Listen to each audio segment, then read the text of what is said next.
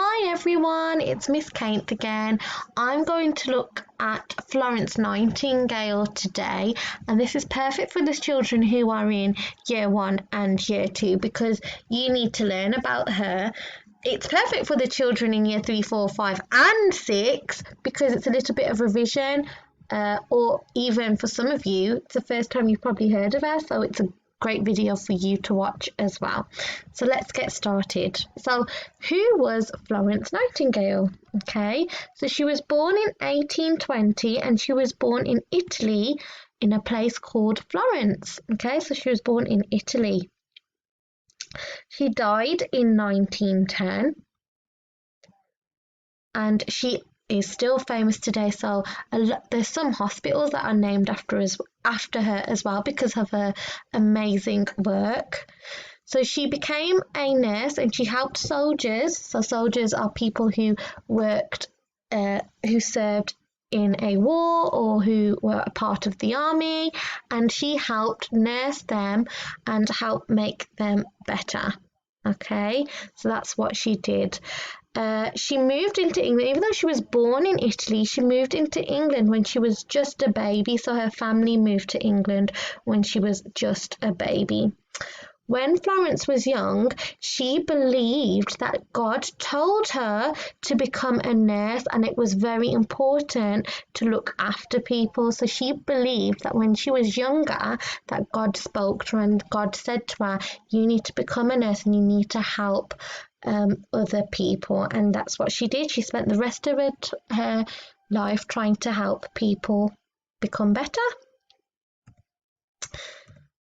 Okay, now a lot of you, or you may not have heard this before, but people refer her to and call her the Lady of the Lamp because when she would go look at her patients to see how they're doing, she would always carry a lamp with her. So if you ever hear the Lady of the Lamp, they're often talking about Florence Nightingale. Okay.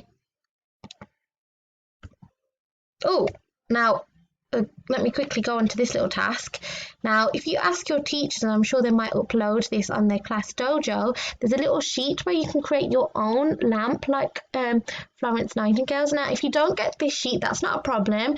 You can draw your own lamp. You can make your own lamp. You could use colours. If you don't have colours, you could use tissue paper. If you don't have tissue paper, you can use bits of scrap paper like from leaflets or like catalogues. Get different colours of yellows, oranges, make your own little lamp or candle. Yeah, so let's look at why she's still important today. So even though she was remembered from 100 years ago, 102 years ago, why is she still remembered now? Okay, what made her so special as a nurse? So during her time when she was a nurse, she changed the way that hospitals looked after their patients. She also changed the way people thought about nurses, and she also made people think differently about women. Okay? She made sure that nurses would clean the hospital. She made sure that people would wash their hands regularly to stop spreading the germs and infection. She made sure food was served, and all these little changes that she introduced, because they never did this before, they never did the regular hand washing that we do now. It was because of her, and it's because of her why it's a lot more patients, their health improved because of her little ways and her new ways that she brought in to change the way nurses looked after their patients. Okay, so we'll just talk a little bit more into this as well. So during that time, there weren't any toilets in a hospital and it was very dirty and smelly. Now, as you imagine, there were the animals and I wouldn't even say animals, but rats. Rats were very common then, and men died due to the poor conditions and hygiene.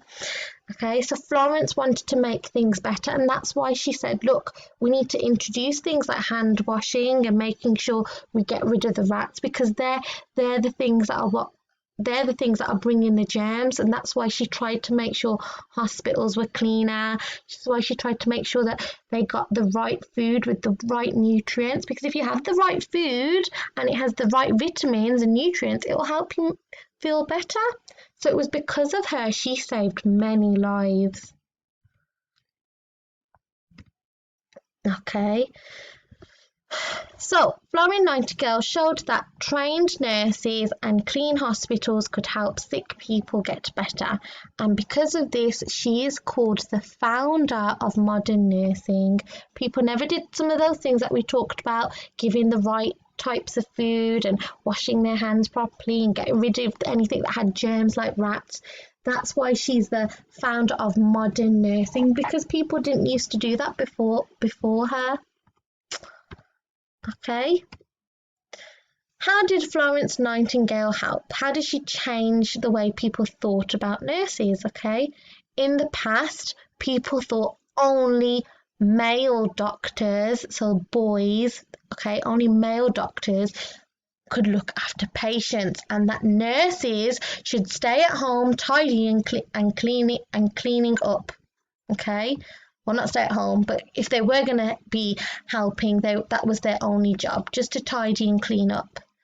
They were never trained, so some of you might know nurses who've been to university or colleges to learn how to become a nurse. Before Florence Nightingale, there was no such thing.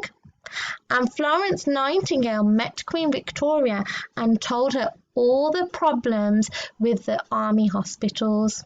And that's when she was taken very seriously. She opened a nursing school called the Nightingale Training School for Nurses. Florence Nightingale wrote a book called Notes for Nursing. So you could read a poem about Florence Nightingale in this award mentioned here. And it's really good, and it will give you a little bit of insight from that time period as well. So if your teacher can give you the link to that, do take a read. Okay, now how did it change the thoughts about women? So I mentioned before, if women were allowed to go and help as a nurse in the hospital, their job was just to tidy and clean up. And many people believe that women should just stay at home, they shouldn't work, they're not very clever, and that was what people thought of women then. They didn't think much of them.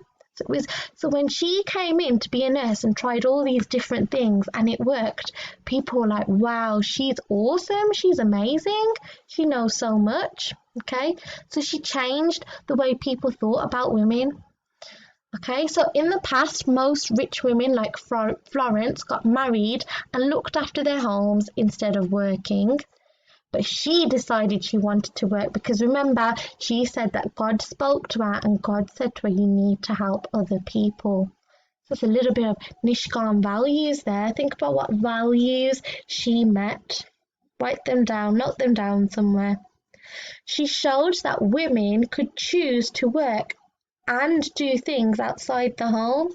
Now, I bet you know a woman in your family or a woman in a school that you go to who does go to work and do all the wonderful things at home as well. So that, women aren't just made for staying at home and tidying up. They can do lots of things just like men can as well. In 1907, she was awarded the Order of the Merit by King Edward. Okay. And she was the first woman to receive this honour. No other woman had this before.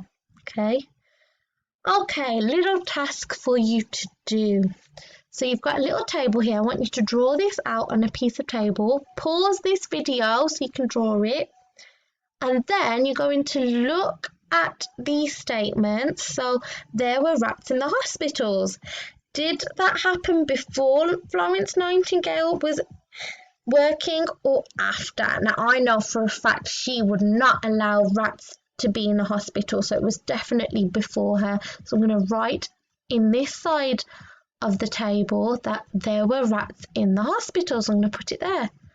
Okay, the patients were dirty. Again, I know that Florence Nightingale would definitely not let that happen. She would make sure her patients were clean and that they were looked after. So I would definitely put that in the before. So what I want you to do, place them in the before or after. Make sure you write it neatly. Don't forget your capital letters and full stops. Remember about your presentation as well. Treat it as if you were at school. And then when you take a picture and send it to your teachers, they will probably be very, very impressed. Okay, you can send it to me as well if your mummies and daddies or guardians know how to. Right, that's the end of this video. I hope you enjoyed it, and I will try to make some more videos soon. Bye guys.